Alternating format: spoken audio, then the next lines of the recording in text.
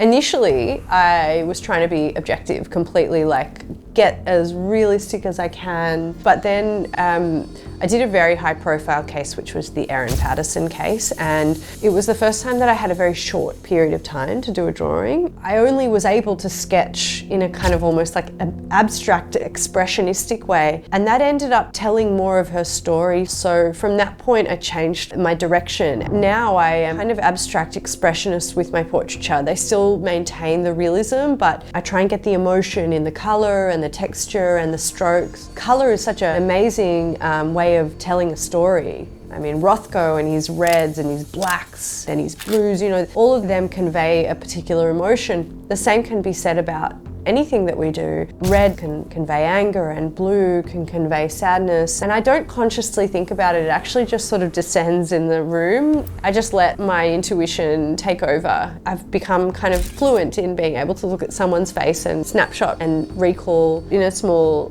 time. So today I did a drawing and I had 5 minutes to look at the accused. The average time I usually have is about an hour. Often I'll only get half an hour in front of the accused. If anyone watches the work that I release, they'll notice that the shorter ones are much sketchier, much less refined. But you know, sometimes you've got all day. I'm on a really high profile case at the moment and I get hours in front of the people. So yeah, it really depends.